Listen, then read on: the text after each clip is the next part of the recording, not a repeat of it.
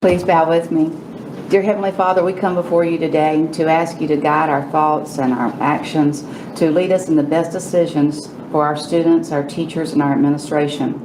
Thank you for the county that we live in that puts you first in their life. We ask all these things in your precious name. Amen. Amen. Pledge allegiance to the flag of the United States of America and to the republic for which it stands, one nation, under God, indivisible, with liberty and justice for all. All righty. Are there any changes that need to be done to the agenda? No, Mr. Chairman. All right, I will accept a motion to adopt the agenda. Make a motion to approve. A second. We have a motion and a second. Any further discussion? All those in favor, please say aye.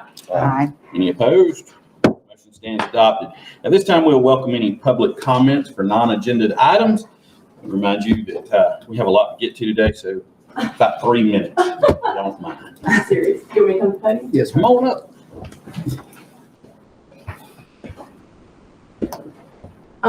My name's Judy Marino. I'm a 1979 graduate from Williston High School. 5 of my 8 children that I've raised have graduated from Williston High School. And I've worked in the juvenile criminal division in Lee County for 34 years. I'm very familiar with what goes on in public schools and whatnot. I'll just get cut through all the chase and everything. I'm really here to address homecoming at Williston High School last Friday night. I'm embarrassed, I'm ashamed, and I'm appalled at what I have seen on social media. I don't know how else to say it. I didn't go. I was at a ball game in Palatka. Saturday morning, I was in the beauty shop with 2 grown men, 47 and 50, and several former Williston High School graduates, one being 2016, I think the other one was 2006, myself, and there's about 7 of us. And it's 7 o'clock in the morning. And social media and these grown men talking about how young ladies and were dressed in anything less than most of it lingerie. And I don't know. I don't know where to go. I don't know what to do. I don't know who's responsible. I don't know where what stops. I don't know who's there out there to enforce it. I don't know who's allowing it. But we're in a huge social decline in America. We're not Las Vegas. We're not Depot Avenue in Gainesville. And I just kind of would like an explanation as to why. And I could have blown up pictures and brought plenty of them. I've talked to dozens of people to show you, but all y'all got social media. Some of you, I just need an explanation of how this happens and why we are allowing women, girls, 12, 13, 14, 15, 16, 17, 18-year-old girls to dress very inappropriately at school functions. Would you like to address Sure. that? Ms. Judy, as I shared with you yesterday, so it's a school-based issue. So I've addressed it with the principal and I've addressed it with the 2 advisors that were over the homecoming dance and shared with me. And we're working on procedures to help ratchet up so there won't be issues in the future. So I know in homecoming,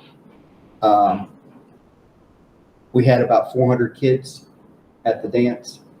So, and the figure was there was probably about 4 of them that they made them say that was not appropriate. So out of the 400 kids. So, but I do know that, we do a good job of making sure the dress code that is in school is a little bit lax. So on dances and stuff, just trying to find appropriate attire. So, but rest assured that I've heard your concerns and I've addressed it with the administrators at the school-based site. So, I don't know. Like I said, I've talked to literally at this point dozens of parents and citizens in Levy County. This isn't just a Williston problem. So I suppose, does the school board have a dress policy implemented for the schools within Levy County? yes, We do? Okay. And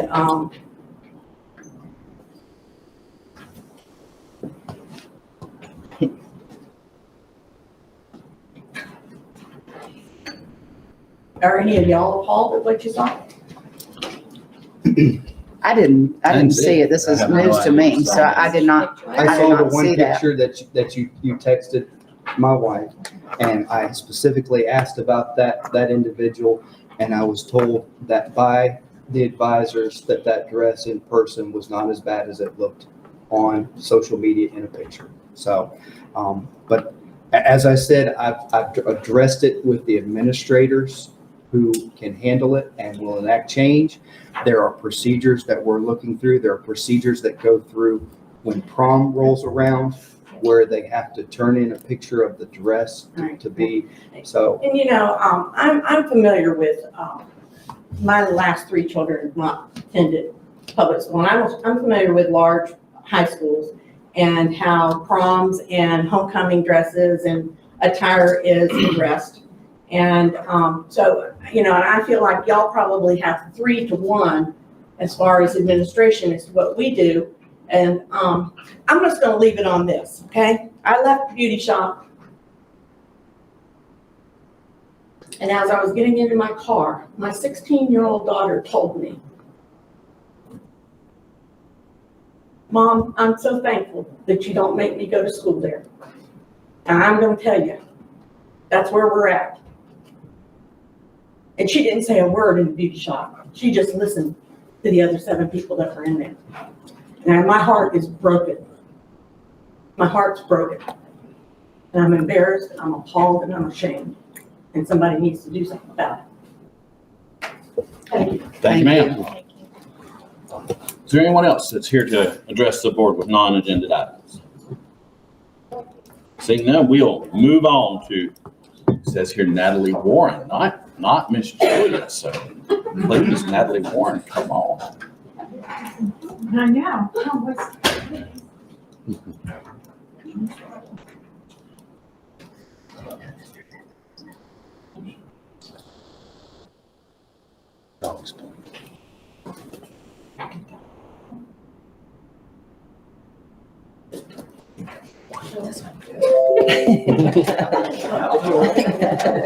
So these are 2 students from Bronson Elementary School. This is Javier Baez and Noah Zarbo. They are Bronson Elementary School students. They were a part of our fresh fruit and vegetable program last year. And so this year, we're actually kicking it off starting on Friday at Bronson Elementary School with fresh strawberries. So I just kind of wanted to be involved. And they're also on my soccer team. You're welcome. They play 6U soccer. Miss Natalie, I asked them what was their favorite fruit on the way over. Oh, I know. And strawberry was top of the list. Not watermelon. Did not. Did not. We'll have to work on that. I'll work on that on the way back. Okay. You know, I'm all about that agriculture in Levy County. What's your favorite? Contact big contact. Yes. I knew they loved that.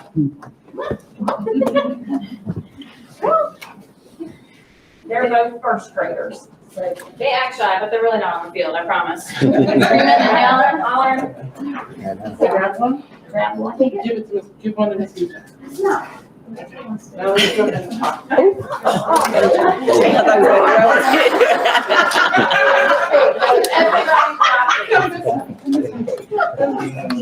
So I'm Go on, here put some today, action, to Rob. announce that we actually are kicking it off in 6 schools this year. Last year, we were piloting it at Bronson Elementary, but now we were able to expand it. So we have Joyce Bullock, Bronson Elementary again, Wilson Elementary, Cedar Key, Yankeetown kicked them off yesterday, so that went awesome. And Joyce Bullock Elementary. So every district will be involved. It is only pre-K through 5th grade. So with the combination schools, we only offer it for those people in the, the K through 8 or K through 12. So it worked out great yesterday. What our goal is to basically provide fresh fruits and vegetables throughout the school day, other than in the cafeteria. So that way the kids will be more familiar to the fruits when they go home, they don't have to ask for, or in the grocery store, oh, look, Mom, that's a corn, that's a cantaloupe, that's a honeydew. And it's also providing that verbiage, that, the different vocabulary. It helps them increase, like, this is a fit, what is it, next week they're getting peaches. So they're getting a whole peach. So they'll get to feel it, that texture, that fuzzy feeling, they'll get to open it, this is a pit, what are the attributes of the fresh fruit and vegetables. And then we just want to increase overall acceptance, so that way it isn't like, ew, that's nasty. We don't want to hear that. We want to, oh man, those are awesome. And we also can offer different dips. So what we can do is offer, like ranch, low-fat ranch. We really don't want to. One, it gets kind of messy in the classrooms, but then also the kids don't really get what a broccoli tastes like, with that, if they're just cram ranch. But, so we want to make sure we just highlight the fruits and vegetables. What? That's how you down the raw broccoli. It doesn't taste like ranch? Pizza and ranch, okay? So basically, the only criteria that we have is to be in elementary school, so that's where we can offer it to K through 5th grade. And then we have to participate in the National School Lunch Program, which we do. We are a National School Lunch Program. And then we offer free or reduced. We're all free. The whole Levy County School Board is children free. So they know it doesn't matter on your income. Go ahead. Our guidelines are 2 times per week, so it's a little crazy because every school is a little bit different. So if you go to Yankeetown, they're serving on Tuesday or Mondays and Wednesdays, and then you go to Cedar Key, it's Tuesday, Thursday. So you just kind of, it's a revolving door with different ones. So this week, I'm literally out of school every day and kick it off. And then just something that's easy to grab, if you look at the little bags right there, we do those usually the first day. So our produce truck comes in on Mondays. And for it to stay fresh, we want to try and serve the bags on the closest day of serving time. And then the other day, whether it be Wednesday or Friday, we'll do a whole fruit. So that way it doesn't get mushy or nasty, it'll stay whole and fresh. And then, go back, you're good.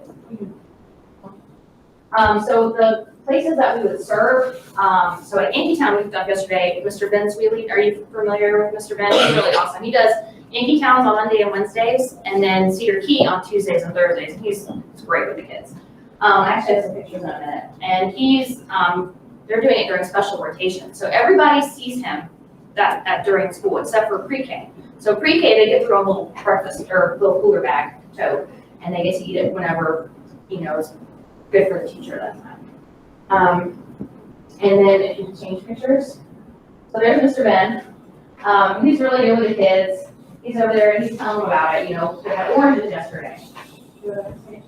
And you can see what they do with the oranges. They have big orange smiles, and they really had a good time with it. And the best thing to do, I tell everybody, is get them involved. Where do oranges come from? And they're like, a tree, But okay, yes, they can grow on a tree, but where do they come from? And most of them say Florida, but the #1 producer in the United States is California. And so then we go, #2 is actually Florida. And Florida oranges are known for being juicy. And California oranges are known for being more hard and shelf stable, so that way they just go out to the grocery store. So if you go to the grocery store, most likely you'll see an orange from California, unless you're local produce. But we can go to the next one. So then the other thing is, I try to make it as simple as possible for teachers, so that way when they're actually planning their education lessons, it's just a quick little 5-minute tidbit, what's great about oranges. It doesn't have to be anything that super long they're not going to remember. Like, I just want them to be like, hey mom, we tried oranges today, or hey, we had strawberries, and just for the kids to get involved and get excited about. So they can actually go on our meal viewer, and it looks just like this. So they would just hover over the information right there, and it stays on there, and then they can literally read oranges are one of the most popular fruits around the world. There's over 600 varieties of oranges, and that's a little blurb, that's it, and that's all it is. And it also ties in with our wellness policy. So they're getting that wellness policy, they're getting a fresh fruit or vegetable to taste, and it's just all around good information. Then you go to the next one. And then the other thing too is I always send out like a little information to the principal. Ms. Beecham, I sent one out to you. It's just kind of the same thing. So if they don't have a chance to get on the viewer, it's also right there in the email. And they don't have to have extra paperwork, they don't need to print anything out, it's just right there at their fingertips. Do you guys have any questions for me about or any questions for Jadiel or Noah? As a principal, of course, you know, I'm from Cleveland County, and agriculture is very important to me, and I promote it every chance I get. But from an educational standpoint, my PE teacher does it. We do it on Tuesdays and Fridays. And so the things that I tell the PE teacher that I want stressed is the vocabulary that goes with it. You know, talk about the pit or the flesh or the texture of it, building that vocabulary and that language for our students, because that is a deficit for us across the district, language and vocabulary. So it's hitting academics as well as promoting fresh fruit and vegetables in Florida. So very appreciative of that as well. Do you all have to process it? Is it served like this or like the package that we saw? Both. So we both. So one day a week we do the bags, and the other day a week we process it in-house. Okay. So that way we kind of get the hours and the labor that we still have to serve the kids during lunch and breakfast too. So we do both. It just depends. And a lot of times too, we try to do seasonal items. So right now we have honeydew. We're having honeydew, but honeydew's there. It's in season right now. You know, August through October. So we try and get it in that peak window. Where do you get fresh strawberries at this time of year? Well, those are from California. Oranges are from Florida. They're not made in the back of the grocery store. No. Oranges are from Florida. We don't have to tell them that California part. I think it's great to introduce kids to fruit. I mean, we live in a Cheez-It world, so I think to give the kids that option and have them ask their parents when they go grocery shopping, and it's just, I think it's a great thing. Yeah. You can definitely tell too, you know, the kids that are hungry that, you know, we just try and get them to try one bite. And that's all we want is that to just get that taste in their mouth. If they don't like it, that's it. We're not going to force feed it, but they can give it to whoever. And there's some kids that are really hungry, like, I'll take your seconds. You know, and please, you know, feel free to give it to them. I mean, that's just extra nutrition they need during the school day. I really like the ones that's been processed, that's been prepared in our kitchen. You know, I'm all about fresh, for it to truly be nutritional. And when the auditors visited my cafeteria a few years ago, I made it plain that I would like to see the fruits and vegetables to be washed and prepared in our kitchen. I think we've kind of taken a step back from that currently with our current administration in Tallahassee, but I'm hoping that in the future that becomes more prevalent in our cafeterias, that our food will truly be nutritious because it's prepared right there in that kitchen. You know, of course, that's going to be more labor intensive, but in my book, it is truly nutritional when we prepare it in that kitchen. You know, I told the lady in the cafeteria, I think we were having spaghetti the day that they were auditing, and I visited with her, and she said something about it, and I said, ma'am, I've seen hamburger meat from the hook to the plate. It doesn't stay cubed when you cook it. And she said, you're a farm girl, aren't you? I said, I am. And I said, I would like to see that meat, everything come fresh to our kitchen and we prepare it there. And she said, this was the old administration in the Commissioner's Office of Agriculture. And she said, I need to send Mr. Putnam down here to visit with you. I said, you send him anytime. I would love to pilot that in my school. And so anyway, this here, fresh fruit and vegetable program is as close as we can get to that at this point. But hopefully one day we'll be there. Any questions? Thank you. Great Thank you. program. Looking forward to tomorrow Yes, in you'll be Cedar there? King. I will be there. And you also do, I saw that email, aren't you giving some snacks for tutoring, after school Yes, tutoring? so Which that's I think the a kids program. need even Yeah, before the tutoring, get We do offer that as well. some more nutrients in them before they start yeah, that. that's I great. just need the source to let me know when they're starting, so we can roll it out. I think that's great too. Mhm. Yes, ma'am. Thank you. Thank you. What does yellow you. squash roll taste like? I've Never- I've never, Take a bite. I love, Ranch with ranch. I've never served raw. It's crunchy.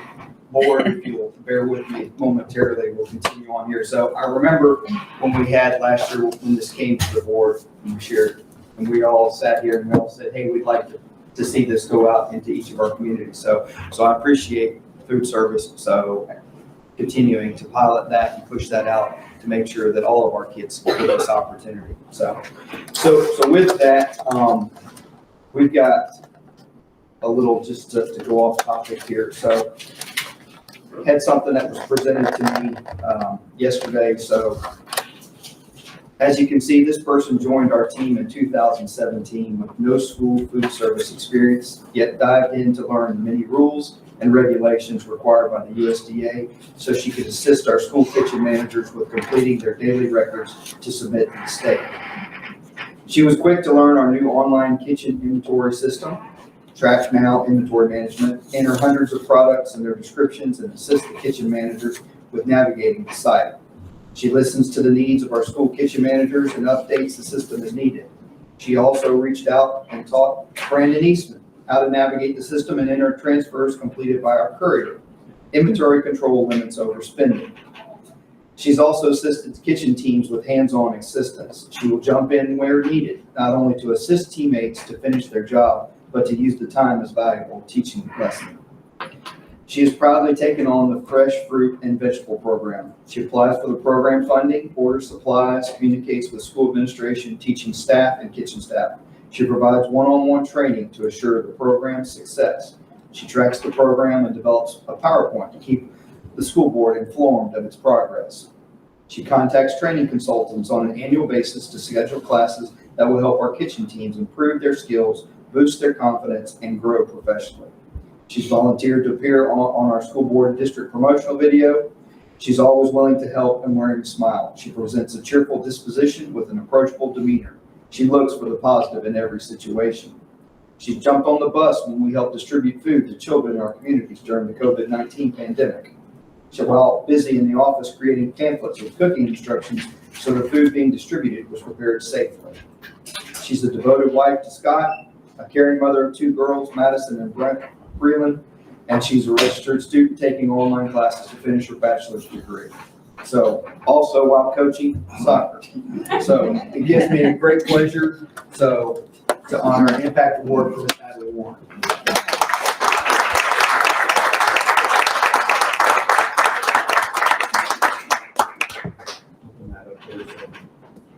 It is heavy, so don't drop it. So, yes. Yeah, come on, Juliet. Thank you. Right, put me on the spot.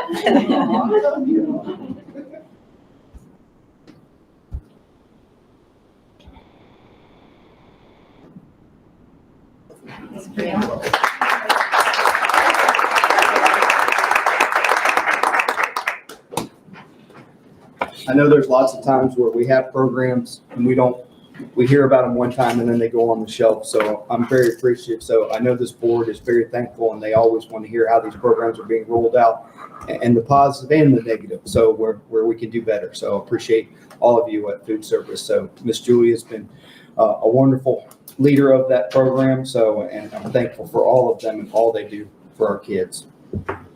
Thank you, Superintendent. If you young gentlemen need to get on back to school, now's the time. Thank you. The strawberries are on the way. Okay, thank you. Thank y'all. Thank you, gentlemen.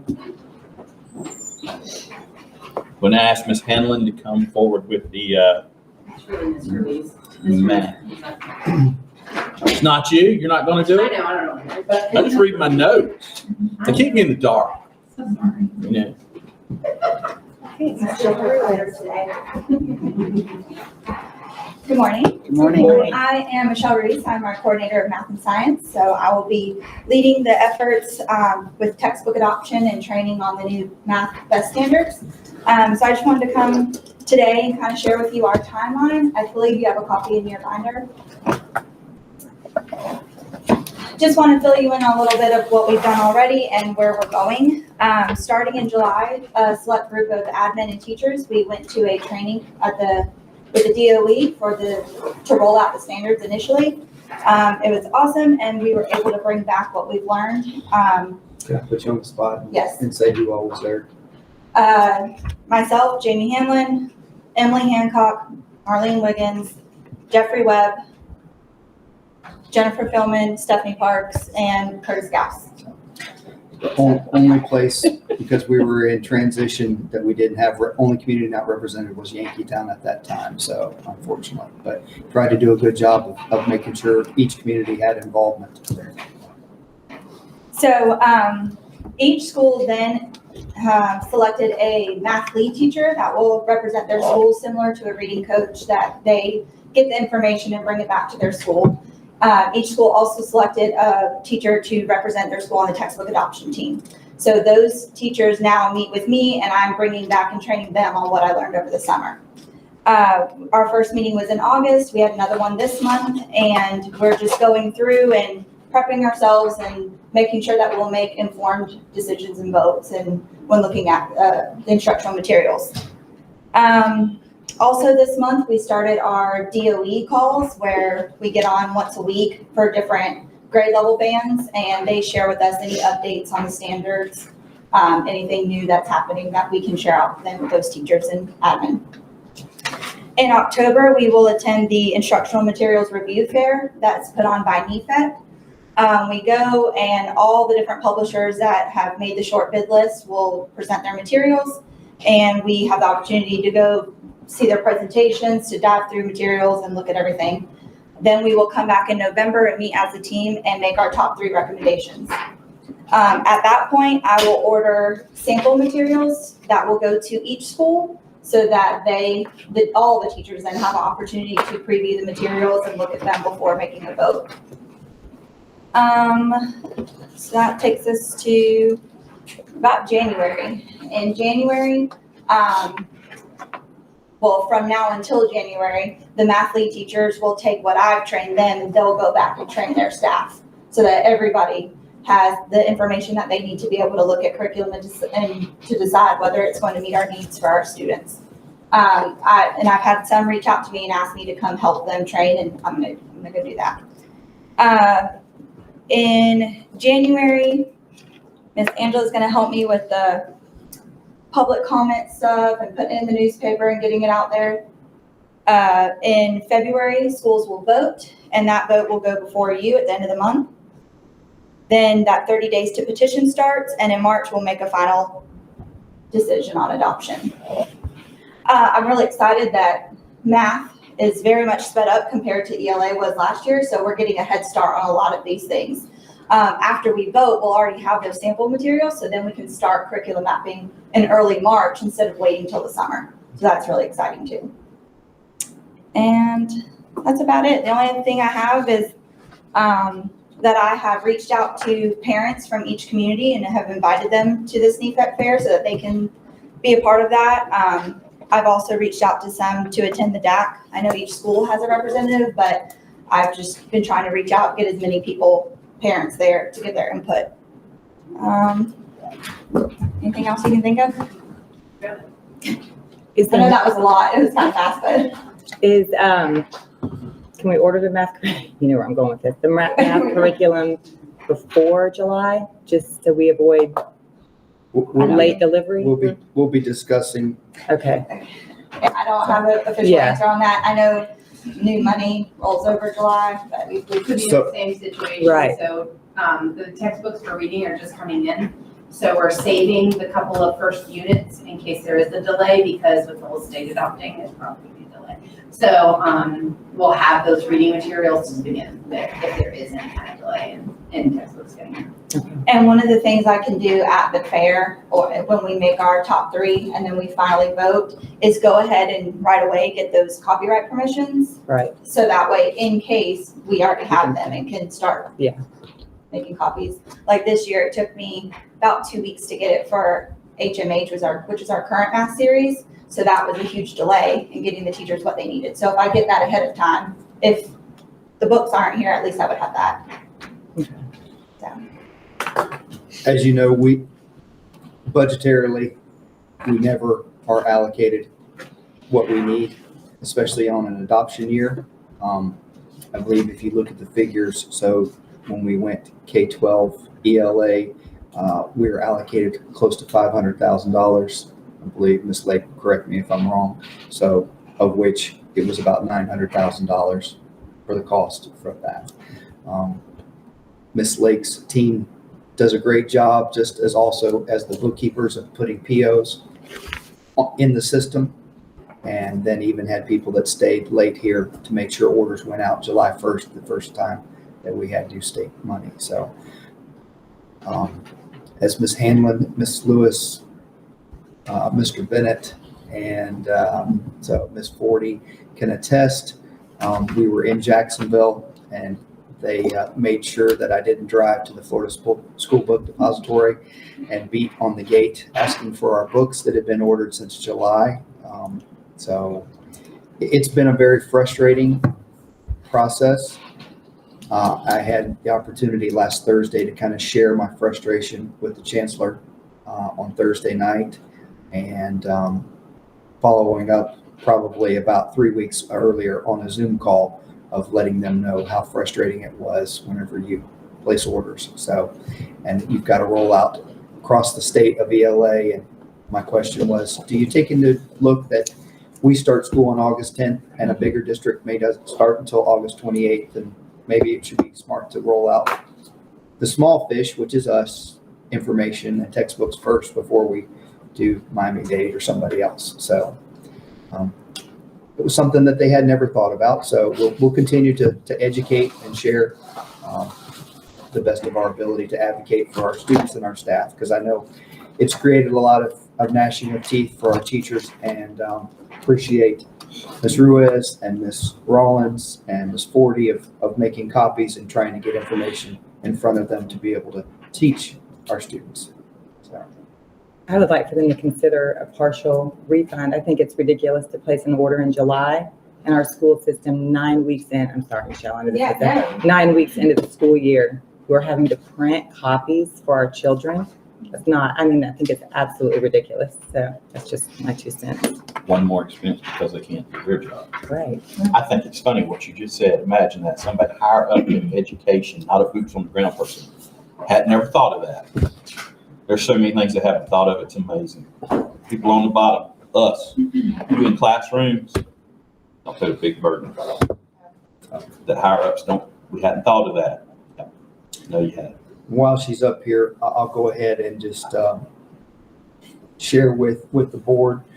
We've had some resignations at Williston Middle High School. We had a math teacher that just decided not to show up after a Tuesday and then sent us an email over the weekend saying that they were not returning, which led to a classroom having a sub who is a certified math teacher, but has a lot of wisdom. But Ms. Ruiz has been going and spent several days planning with that substitute, getting them up to speed and helping with the class, being there full days. So I appreciate her continuing to do that. We now have a new plan in place and have a teacher hired for that class. So, but she's found a stack probably that big of ungraded work just shoved into a filing cabinet. Ms. Ruiz spent her weekend going through it, checking it, looking at it, and is now in the process of grading that material to then get Skyward grades updated. So it's not an appropriate thing, and it's not something, but I just want to publicly share with you all how above and beyond that Ms. Ruiz is going and how it's a focus for our district staff to go back and push back to support our people in the classroom. So. Thank you. Thank you. Thank you, ma'am. Mr. Superintendent. You'll see our school visits. We have a school visit at Bronson Elementary, Bronson Middle High School. We'll be going to Bronson Middle High School. Miss Beecham will be coming across there and give us an opportunity to talk to the administration. So, and then those will follow up at the fourth last meeting of the month. So going forward. So I didn't see what the next schools were and where the schedule was. So. Was that in there? I missed it? Yes, ma'am. So. Okay, I missed it then. Thank you. It looks like this. It's under your orange tab. Orange, Yellow okay. tab, yellow tab. Yellow. Got it. Thank you. Joyce, Missed that. so Bronson Middle High is today. And then at the end of October is Joyce Bullock, Williston Middle High School. So Cedar Key, Yankeetown, and then Chiefland So it was at the end. And we reorganized them kind of from how they were last year, so.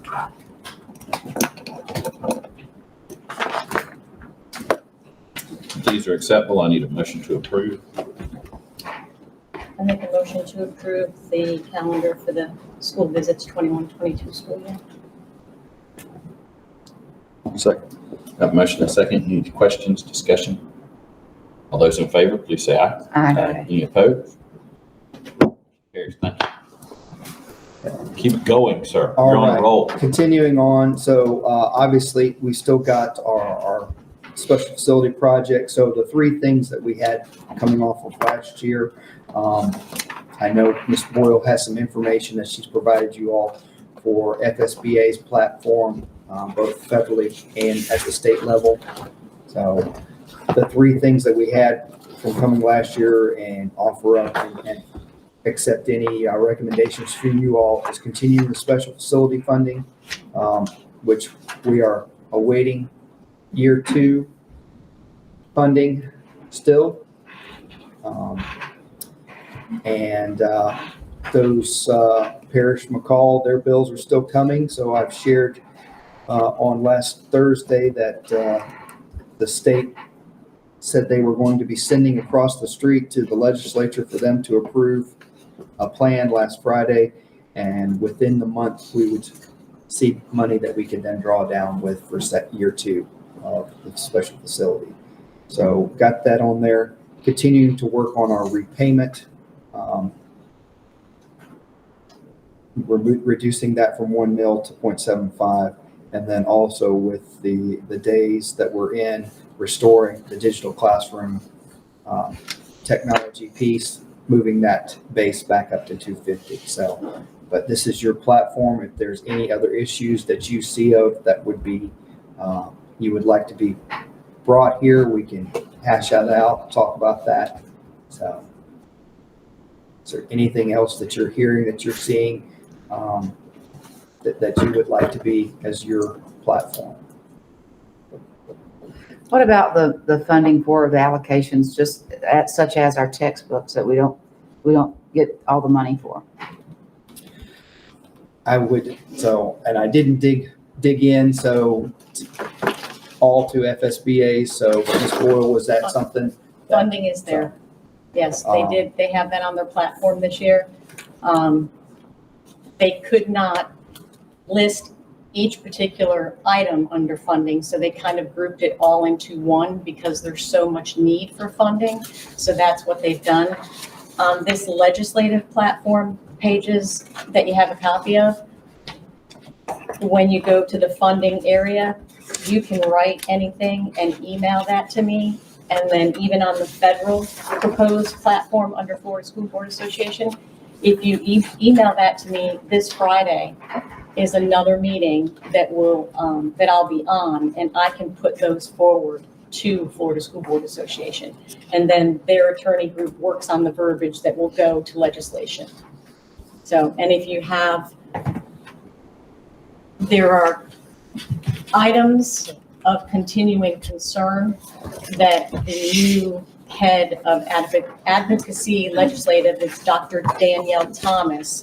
Now, she went ahead and did a list of continuing concerns, 4 different work groups. I didn't copy all those for you, but because they're not on that proposed platform, but they always want to look at these.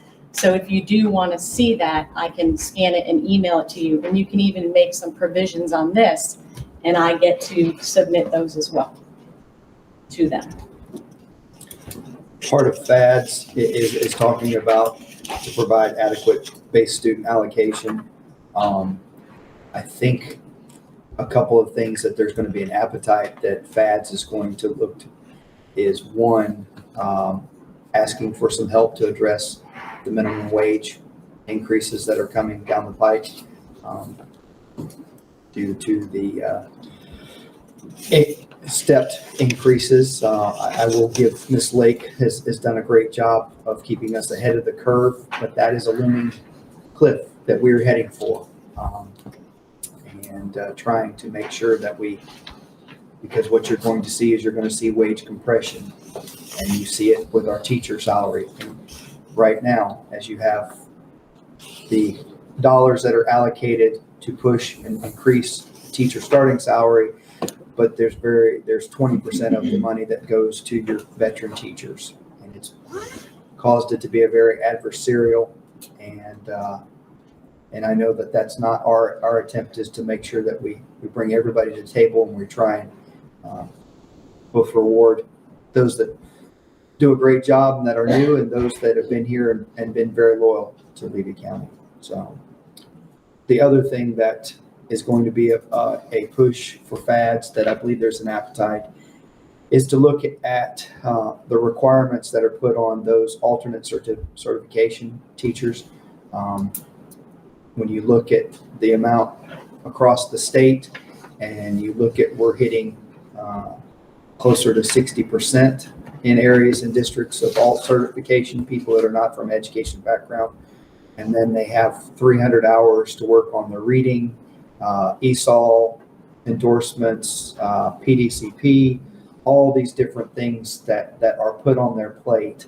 Our people are drowning and trying. So it was communicated that they feel that there's an appetite of the legislature to look at how they can maybe, I won't say relax, but dig into maybe either lengthen from 3 years to 5 years for some of these certifications, as long as people are continuing, so to help provide some relief. So that will be something that FADS will be pushing. So. What about infrastructure and broadband? Is that? So there was a webinar last Thursday from Department of Economic Opportunity, Dane Ergel. $8 million was allocated by the state. They're trying to push out. I know Denny George has shared that I believe there's an initiative of possibly some of the co-ops of being able to push out broadband. So they're looking at opportunities. The things that we've been working since August. When did we start working on the ICP? August 24th or something? We started planning in June, July, that submissions. And that's basically in a disaster, how we're going to continue instructional continuity plan. And we all know in the day of right now, if something was to happen and take out electric and whatnot, the best we're going to be able to do is truly paper packets, because of we're at about 28% internet connectivity in Levy County. So we'll continue. I think it's something to continue to put on there. There's some people, not people. There's some programs like DEO that are helping push that initiative. But I think it would be something for FSBA. And I know that the small school districts with Chris Doolin, that's an initiative that the counties are pushing. So I think between the counties and our small school rural districts, we have an avenue to push that. And they did pick that as one of the federal platforms. So if you want to even write some of your suggestions Friday, I can put that on the federal list. Okay. But it is there. It's one of their concerns. Okay, thank you. So, but I think it is something that we want to continue to keep on the forefront. And I know Representative Harding, Senator Bradley recognize with how their district is, the shortfalls that we deal with. I think when we go up there, we need to let's do a rifle approach instead of a shotgun approach. We've tried both, and I always think that the rifle worked better when we were these are our issues, 3, 4, 5, whatever they are. Because those guys see a lot of people, and in all honesty, it's, okay, we'll listen to you, got to get you out, get my picture with you because you came and saw me, look how pretty I am, go, and move on. And I've been there in times where I go back to this one, and everybody talked about how great he was, but all he wanted to talk to us was about the Withlacoochee Regional Planning Council and Springs. And we're trying to get a school funded. We're trying to get some funding for the mandates that come down, and that's what they want to talk, and get your picture. I don't want my picture taken. I want you sitting there listening to what I sent you there to listen to, and I want to come prepared. I think the three things we have lined out here are very, very near and dear to all of our hearts. I'm strong on this reduction of the district's participation because we still got to function here. So some relief would really, really help. So that's a big thing. I think we should, without a doubt, we piggyback on these things, and we're in agreement with these things. These are great ideas. There's tremendous push nationally for internet everywhere because it makes money. So it's going to be pushed everywhere. So I think that's coming. And I see that there is the FSBA to say, hey, we need the funding. We need funding for these things you keep sending down. But I think we should go in focused. I think the other thing we need to determine is when are we going to go see these legislators? When is the FSBA's day? I have not seen when that day is. That been communicated, so. Because I'd rather go on a day that's not the FSA. Right. Session is a little bit later, Now- so. The town hall that you have coming up, Next. so Harding and The legislative Bradley will delegation, be so there. next Tuesday is Tuesday. our legislative delegation day, so where they will be in Williston at the city hall, so. they will, the committee meets now, well, starting as of last Friday, 24th, all the way through November 30th. They'll meet again at the conference in Tampa, and then the session weeks start January 14th. So session starts January 14th. Mhm. And when does it run out? When does it end? 60 days. March 60 11th. days. So, and do we know when FSBA, I mean, I've Well, been the there end with the session FSBA weeks. and it's almost over. The decisions have been made. So we're just smoking mirrors at that point. I want to talk to them early. And I believe in our people. I believe in our people, Right. but I want to put my saddle on the fastest horse in Tallahassee. So I want to know where the power is. I want to know who Talk can to get them on something done. October 5th in Williston. Because I mean, I've gone and talked to our guys about things Yeah, and I'll it's be there. been, yeah, we'll work on that. And then it just, and then I talk to guys that's not our guys and say, hey, I want to do this, and something happens. And they're not even our guys. So I want to talk to the people that are owed favors in Tallahassee, that are moving stuff through. Those are people, and I want to do it ahead of FSBA. I think it's important to go to the town hall, have some folks there, have our plan, and go, this is what we're thinking about. These are the things. But I think when we go to Tallahassee, we need to be separate from FSBA. We can go back with FSBA and do that, but this is what Levy County's want. That's what I think. And I like the three things we have here because these three things are mighty doggone important in Levy County. And that's all I can say on that. So propose I'll some be quiet. January dates, then we can discuss it and bring it up. And I'll bring some dates back to us, Yeah. so at the next board meeting. As early as possible. And then just Mr. Asbell, so moving forward even next year, there are proposal forms that are a lot more specific that can be filled out per district. And we as a team can actually fill out this and submit it. And then we can promote ourselves, but if the Florida School Board Association picks it up as well, then they'll put our verbiage in their platform. So if we have proposal forms submitted, those will be looked at as well. Okay, that's cool. That's cool. And I have a copy if you want to look at some of the proposals. What are you thinking, Mr. Richards? You seem focused. I think we've been highly successful of going early in Tallahassee. I'm not against the October thing, but I mean, we need to participate, but the game's being played in session and we need to be there in session early on with and get their attention, is my opinion. That's where we've been, since I've been here, been successful. I So agree. I agree. just my opinion. What about our topics? What do you think of these three topics? Or do we need to add? Do we need to take away? What do y'all think? I think between now and February or January, There'd be more it discussion. could, a lot of things could change.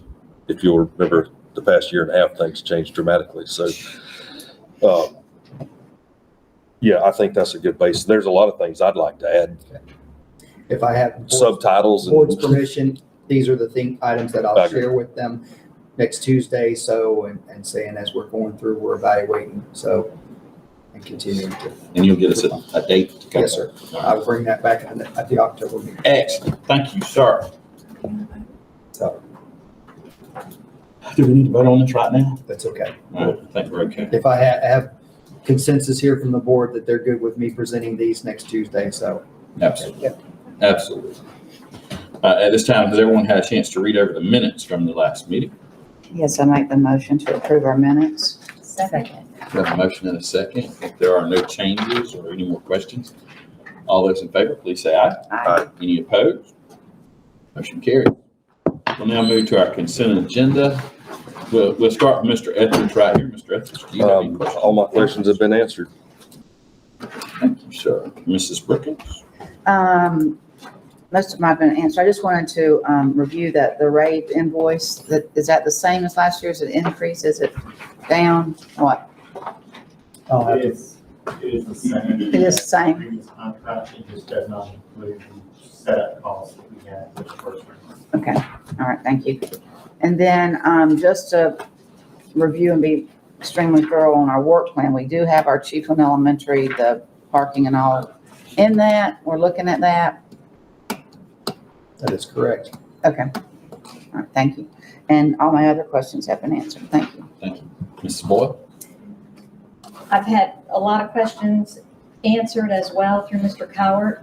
And we just talked about, I wanted to ask Mrs. Hires just for clarification in my mind moving forward, so I know. On the out of field assignments, all those teachers that are out of field have the 1 year or 3 years, 3 years if they're enrolled in a certain, in their subject area. If they're in guidance, if they're enrolled in guidance classes, they have 3 years to get that completed. 3, okay, But the other out of fields. 1 year.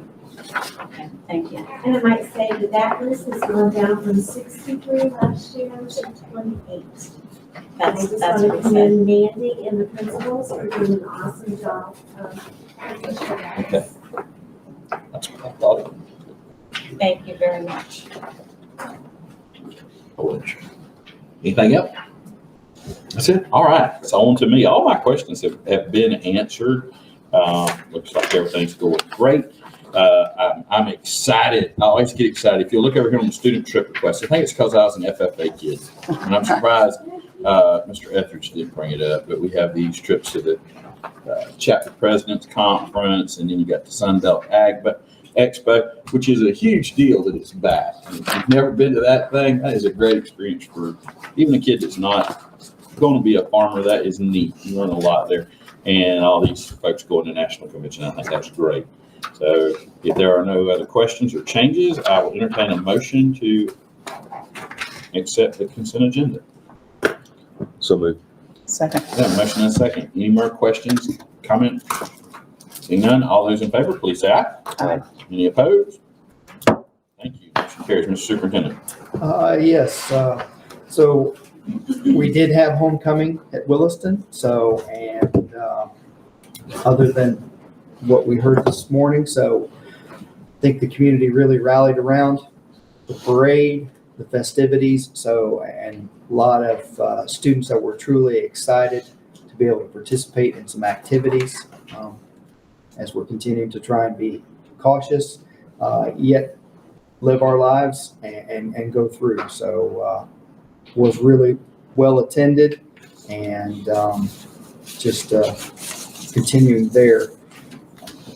One thing that dropped, I believe, a week ago Friday now, was in our budgeting process. So Ms. Lake does an excellent job. We know the state has taken scholarships, vouchers, whichever word you'd like to use, and has kind of funneled them to 2 different, McKay, and then the Hope Gardner tax credit has kind of morphed into family empowerment. So a week ago, we budgeted and adopted a budget through looking at past and projecting an increase. We were at $1.2 million, and the state hit us with $1.8 million. So that's a $600,000 increase that Ms. Lake did a really good job of projecting where we were at, and the state has come back and said that they're going to politely take $600,000 more that we had not budgeted for. So I say all that to say that as we're going through, when we're looking at our crystal ball and we're projecting where enrollments will be and where things are, one of the things that I found out this past week is it's written in state statute that the state has the ability to access up until 99% of our state funds to provide for scholarships and vouchers. So 99% is the stopping point for when they can stop taking dollars from public schools and pushing those dollars into schools that do not have the accountability system that we want to tout. Florida's ranked 3rd in the nation in K-12 achievement, according to a quality counts report by Education Week. But yet we want to smack us on the nose and take dollars.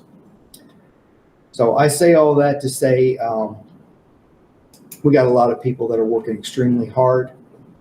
And then whenever you get hit with something like that that's unaccounted for, it does kind of throw you for a loop. But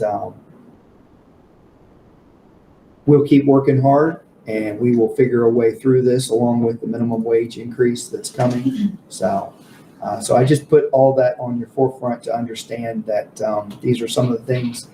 And as we sit here September 28th, and we have yet to get year 2 funding for special facility, but we'll keep plugging. So we've got some issues, but we'll get through that.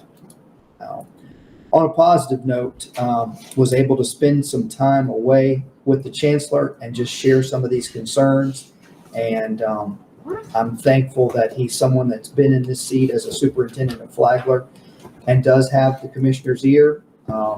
Right now, even the commissioner and DOE is kind of being called to the carpet, so to speak, from those in power on the appropriation side, asking why we haven't spent all of our CARES money that was supposed to be good through 2022.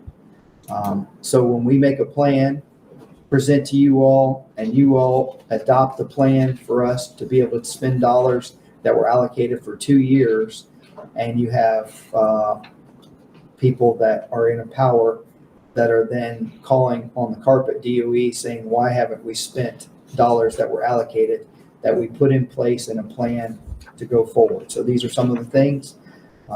We have spent 85% of our CARES money, which is something that the legislature is taking a hard look at.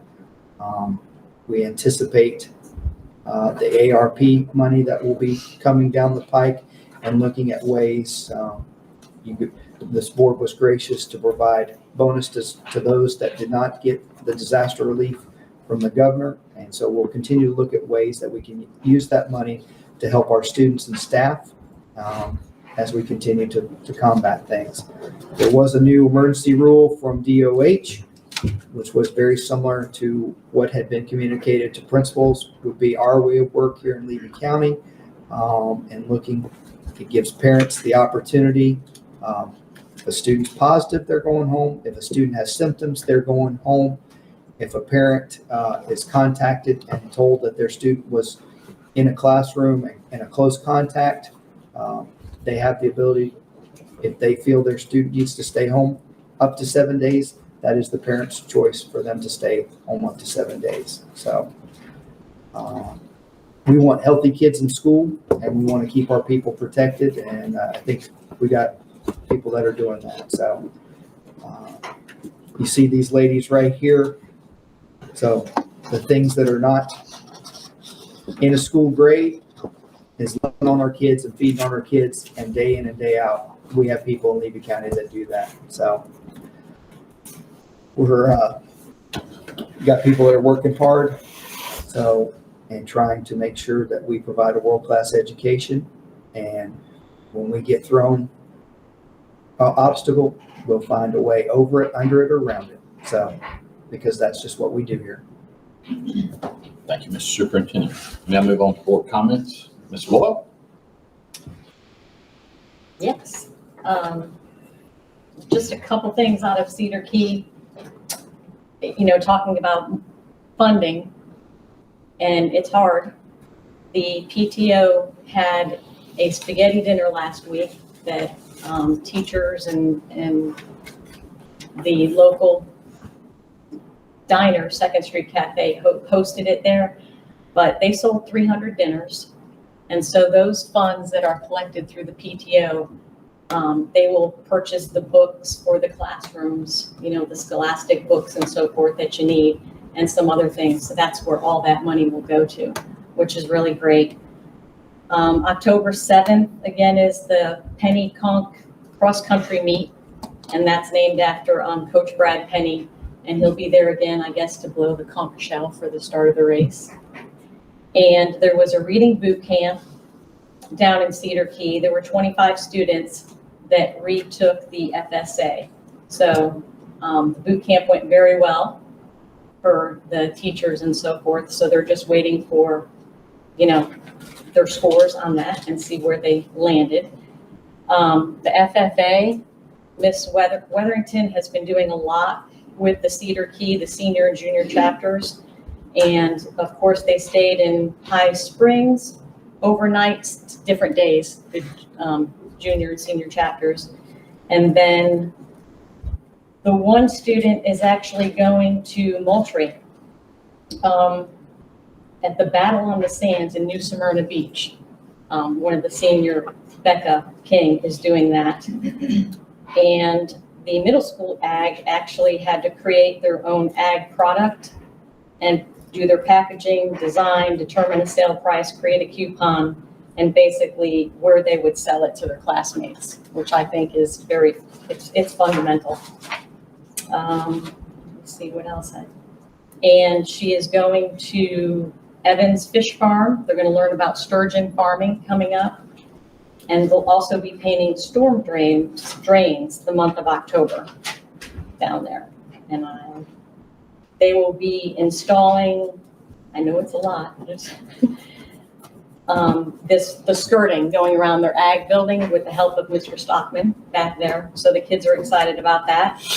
And it's another skill, that will be good to have. That's it with the school. I just wanted to say a thank you to Mrs. Lewis for the email regarding all the data that was sent out last week. That's a lot of data, and that was awesome. So I still have more to look at, but that was wonderful, and I know it took you a long time to do that. Is there stakeholder capability to look at all that data too, or is it just to the schools and the teachers and such and admin? It's this year, I guess, kind of new that we're sharing it with all staff. It has just been pretty much administration, and then depending on the subject area, the teachers were involved in it. But just trying to get everybody ownership of all the pieces to the puzzle and not just their little piece. We decided to share it with everyone so that they could kind of see where we were in all places, so that we could help kids, no matter if we're teaching them, science or, math or reading. So.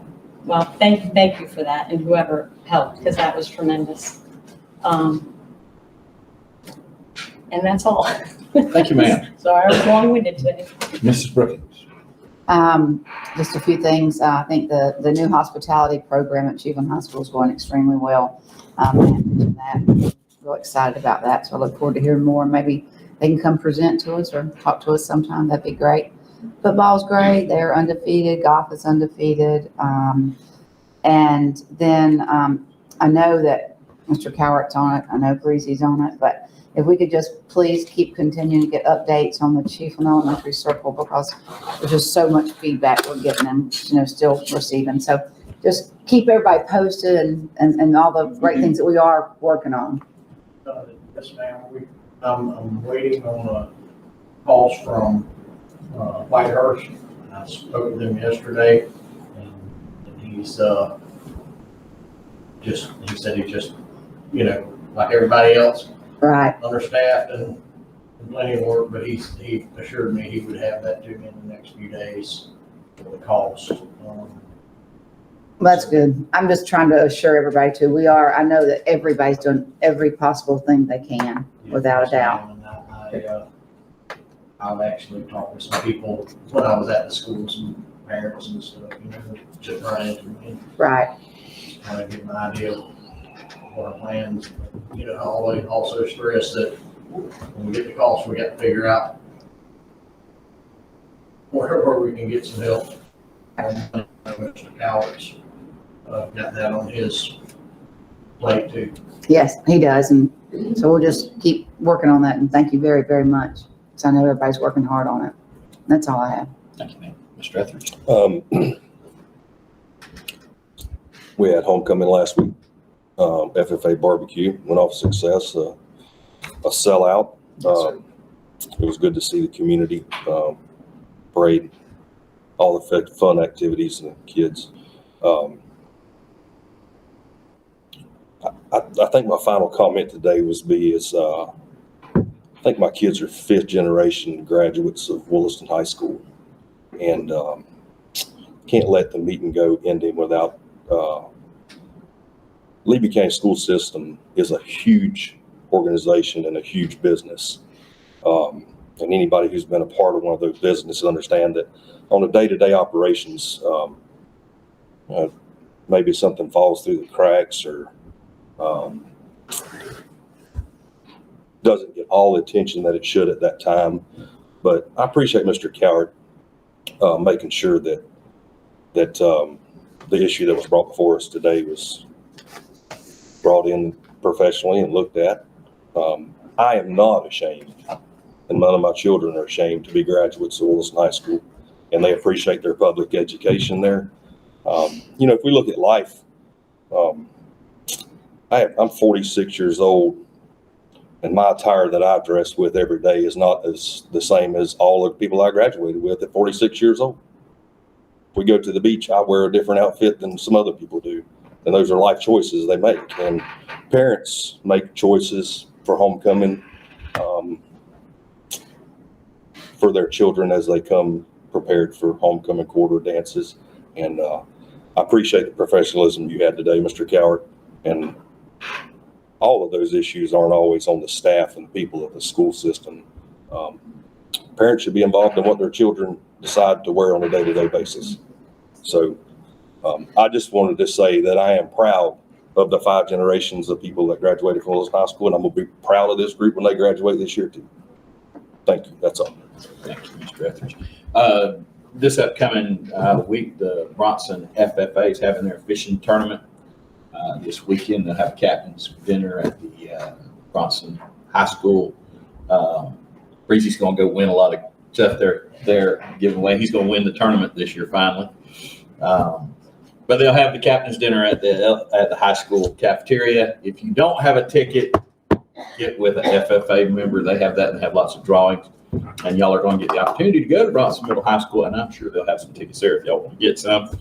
And I won't be able to participate this year. I'll be out of town on some other stuff. So eat 2 mullet dinners, one for me, one for you. And then next week will be Bronson's homecoming. There's some exciting things going on. They're going to use homecoming as a platform to draw awareness to cancer awareness. And so it'll be an interesting homecoming. We'll have a parade. I believe it's next Thursday, and then Friday's the game. And good times had by all, and you were all invited to come participate and witness how it's done. And I promise homecoming will be explosive. This is for okay. And on that, I would also I gotta say, I appreciate Mr. Etheridge's comments. I do too. Thank you. I'm here to tell you, as everybody knows, I'm proud to be from Bronson, Florida. I'm a proud graduate of Bronson, Florida. I give everybody a hard time, but more importantly, I'm proud to be from Levy County. And I'm proud to be associated with this bunch. And as far as I'm concerned, we do it better than anybody. There's always going to be something that doesn't meet with what somebody else thinks. I have no idea what happened, but I know this man professionally handled it. And I know that sometimes in our world, mamas and daddies have to step up and go, no, you ain't leaving the house like that. And I can't control what mamas and daddies do. And I have seen the time at Bronson High School, there's been somebody there that was not appropriately dressed for an after-school event, and the principal at the time said, hey, if you want to stay, we're going to go do something different. And I think we handled it quite well. And I was impressed with the fact there were 400 kids at a dance, and only 4 of them were questionable. That's an amazing percentage, because I sure thought it would have been worse. But I think you handled it well, and I think it's great. I agree with Mr. Etheridge. I think I'm at 4 generation graduate, Lee County school system. 3 of those Bronson, and I'm proud as punch of it. And you want to get me riled up, talk about my town and my county and our schools. I appreciate your work, and I appreciate y'all. We have a small executive session for just a few minutes, and then we're going to go visit Bronson Middle High School, and the elementary school is going to come over, and you'll learn all the good things that we're doing in Bronson, Florida. Maybe some of the bad things, but we'll see when we get there. If there is no further business, meeting is adjourned.